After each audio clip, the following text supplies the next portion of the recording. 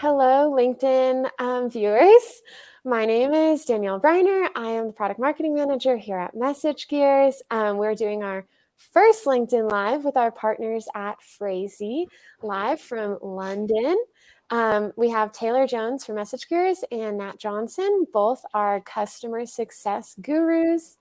Wait, oh no, it's not. It says it's not live on LinkedIn.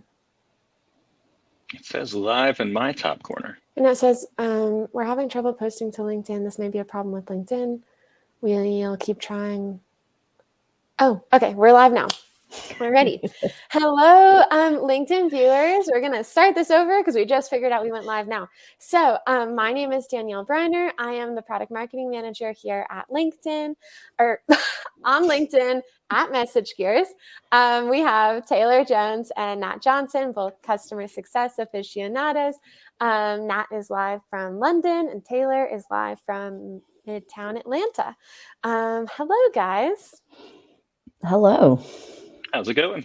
Alrighty. We'll let you introduce yourselves, and we're just going to let this keep persisting. I see that we're live, and I also see that we're not live. So either way, we're going to have a recording of this. So. We'll just go for it. I'm sure it'll be fine. Cool. Well, I can kick us off. So thank you, Danielle. And hello. As Danielle said, my name's Nat Johnson. I'm the VP of Global Customer Success here at Phrasee. It's great to be here. Thank you for joining us today, coming in, as she says, live from a very gloomy London. But introducing Phrasee, for those of you not familiar, Phrasee is an AI-powered SaaS platform that revolutionizes customer experiences through brand language optimization. So we're helping marketeers enhance and personalize their customer experiences by optimizing the language they use across the full customer journey and their spectrum of digital brand channels. So we're super proud to partner with the likes of eBay and Walgreens and Party City. You're going to hear about a couple of those examples today to really help them boost customer engagement and increase lifetime value. So in my role, I get the great pleasure of leading our awesome customer success team and working with our customers to really revolutionize their journeys and help every brand to say it better. So Taylor, I'll pass over to you. Absolutely. Thank you. I'm Taylor Jones. I lead our client success team here at MessageGears. MessageGears is a customer marketing platform for enterprise clients with a very unique approach to working with client data. The idea is that you have access to everything you know about your internal clients from your internal data sources. That allows you to put together specific targeted segments, audiences, personalize the experience for each of those different users off of everything that you know about those clients in real time. We work with clients like Expedia, Chick-fil-A, Home Depot, and others to put together a very personalized experience for millions upon millions of users and fit naturally with Phrasee in the sense that we're all focused on making sure we know everything about that client and put the right message at the right time to each of those different users. Okay, awesome. Well, let's just kick it off. I think we're going to do some tips and tricks, and Nat's going to get us started. Yeah, thanks, Danielle. So yeah, over the last couple of years, obviously we've all been going through something pretty major, and email has become an even greater base camp for marketeers across countless brands all over the globe. We all know that email marketing delivers one of the highest ROIs of all digital marketing channels. In fact, according to Litmus, returns are $36 back for every $1 you spend. And even with the introduction of the recent mail privacy protection changes, it's absolutely clear that email is not going anywhere. So with the holiday season firmly upon us, Taylor and I wanted to share with you 5 tips and tricks to help you out this holiday season. So Taylor, I think you're going to kick us off with tip number 1. Yeah, absolutely. So tip number 1 is personalizing your messages and making sure that the experience of each of your customers is specifically tailored to where they are and interacting with your brand. A big challenge of that process, or a roadblock, is just a lack of understanding where that customer is in their journey and life cycle with your brand. And so to tackle that, we allow direct access to the real-time state of your user. What that means is understanding exactly where they are with their journey with your brand experience and making sure you have all the information you need to put together the right message for them. So that means a lot of different things. When you think about personalizing it, things change in real time. You need access to new pieces of information. You need to make sure it's up to date and relevant for that individual user so that you can put together the right message for them when they interact across all of your different channels. So that means not just email, but website experiences. All of the other different partners in your ecosystem need real-time access to what is the current state of that user, so they know exactly what message to present, so it's clear and consistent across all of your different channels. So we can do that not only with our kind of native channels that we personalize and execute on, but also using our Engage product to surface what is the latest customer behavior, what's the latest recommended next step for that user, so that it's the same consistent experience across not only the email messages that they receive, but also their experience on the website, their experience with your customer support team. All of those different all of those different data points are so important to making sure that when you personalize the message, it's the right experience for that user at that time. We've all seen examples of just poor personalization where we're recommending a new product or a new offering to someone who's had an issue recently with the brand, and they're not really in a state that they want to expand it. So you've got to make sure that you understand the real time experience of that customer, so you can put together a message that makes sense for them as they stand with your brand. Cool. Does that make sense? That's great. Thank you, Taylor. I'll take us into tip number 2. And tip number 2 is all about optimization. So optimizing based on past performance data is a really, really great way to begin your brand's journey toward email marketing optimization. But you really can't forget that audience tastes and preference can change on a dime. So what worked this week, what works today, could fall completely flat next week. So tracking the performance of every campaign you send can really help your brand's email marketing get ahead of the curve. There's so many types of optimization within email marketing, as we all know. Send time optimization, dynamic, personalization, the list goes on. But of course, I'm from Phrasee, so a really fantastic example of optimization is optimizing the performance of your subject lines based on opens, clicks, or conversion data. So one of the examples I wanted to share with you is Party City, which I feel is a very on-brand brand, given Halloween is upon us. But take these guys as an example. They knew that brand language optimization was helping them to drive online sales. They'd been testing that with Phrasee on their subject lines for about a year. But they really wanted to see what that impact was having on their in-store sales, as that's where the majority of their sales come from today. So they set up an experiment. They sent a Phrasee optimized email to one group of people, and they sent a human written email to another group, and they tracked in-store purchases for both groups, and they used their email addresses as an identifier at checkout. Now, the AI optimized email drove a 4% increase in in-store sales versus the human one.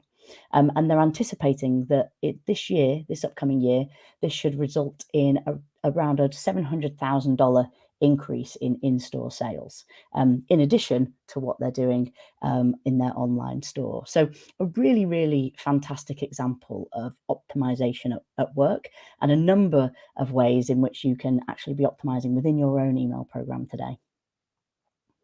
I'll pass back to you, Taylor, for tip number 3. No, absolutely. And that leads into a very important part of this process. So when you think about how to put together the right audience or segment to reach out to, understanding where they are in that process with the brand is a very important part of that. Especially thinking about someone like Party City, where they're so event driven. You've got a lot of special occasions in people's lives, and making sure you understand where they fall in the timeline to those, preparing for the event in advance. I always forget to purchase all those important items in advance. So when you're thinking about kind of optimizing the experience for those users coming in, reminding them of what's coming up and making sure you're focused on what they're going to need to be successful in their journey with their personal families and friends and all those special events. So when we think about it, it's really understanding all of the different data elements around those users. So you're going in, you're making purchases for birthdays, for anniversaries, for weddings, for all of these important life events, making sure that you have a specific goal in mind for each of those different users, understanding where they are in that process so that you can drive the right message to them, so that, exactly like you mentioned, that you can then optimize their experience and drive even a better in-store experience when they get there. So all of that, it comes back to having access to what you know about that customer, the real-time nature of that, making sure that you're targeting users, putting them into the right groups so that they follow your flow and you have a clear and consistent goal for that experience with those customers. We work with customers like Chick-fil-A who are very good at understanding what you're looking for out of their brand, what kind of specific products you're interested in, what your habits are, so that they can give you the right experience. They're specifically trying to give you the best possible customer experience when you enter their store, and that's a big part of the narrative they want to reach out to you and make sure you have the right customer experience with. But that leads to a very important goal, which is how do you test and quantify that those things are working, Nat? Absolutely. Thank you. Well, I'm just kind of hungry for chicken now, Taylor. I don't know about you, but so thank you. Yes. So tip number 4 is all about testing. So, you know that you should double down on your testing, but we know that there's not always enough time in the day. There might not be enough resources to do it. And in fact, Phrasee's been commissioning a new orange paper, which we are launching in November, called Brand Voice Coming of Age. And there's a couple of stats that we've been able to identify there, in that only about 1 in 4 do any type of testing to understand what is resonating with their customers today, and 48% consider testing to be too time consuming. But we know that having a consistent testing process is absolutely vital to your email marketing success. And of course, being able to test at scale, you can do that in a number of ways across your email channels. Testing your subject lines. Some of the most successful retailers on the planet are testing 10 subject lines every time they send. And you should be too. Testing by experimenting with your language. Can you push the boundaries of your email copy without losing the credibility of your brand voice? What about experimenting against some of those old school biases that we all know about, like subject line length? Or could you use some fun emojis and kind of mix things up a little bit? Fun fact, our orange paper that I've just mentioned, some of the findings that were uncovered there, that happy emojis were up in the 2020 peak shopping season, and which may seem counterintuitive given the seriousness of the time we were in the pandemic, but many retailers wanted to give their audience a break from the doom and gloom. So interesting stuff. But you want to take it up to the next level, multivariant testing. You can test so many variations within your email, the headlines, the images, the call to action buttons, and so on, and really measure the impact of those on your email KPIs. A great example here of kind of one from the past year is Walgreens. And at the start of the pandemic, they knew that email was going to be their biggest reach in terms of customers. They've got 50 million customers on email. So they knew that they needed ways to communicate with those 50 million customers and get vital health messages out. First thing they did is they looked at the testing they were doing and really looked at the content and the copy that they were using. So going back to an emoji example, using a red alarm bell emoji, they'd have used that when they were promoting, last minute deal, for instance, versus doing that in the midst of a pandemic. Probably not when you're trying to get sort of, severe messages out of the door. So through their testing of language, of copy going into their emails, they were really able to understand where to tone up or tone down their language at a time where they had to be really, really tone sensitive and be very appropriate in what they were pushing out to their audience, while still maintaining consistency in their messaging and the authenticity of their brand. And then they set out with a bit of a challenge to Phrasee to help him boost their vaccination rates through engaging customers on email. So through all of this key understanding they had, because of the testing they'd been doing through language diversity, they were able to boost their open rates by 30%. So that's 30% more people getting information about available vaccine appointments, and hopefully up to 30% more Walgreens customers getting protected with the vaccine. So testing varieties of language, testing every part of your strategy, absolutely key. And keep track of your testing. And always remember, it's a never-ending process. Testing is a continual cycle. Test as much as you can, test many parts of it, but know that you're going to be continually testing because people change and audiences change, and what resonates today might not work tomorrow.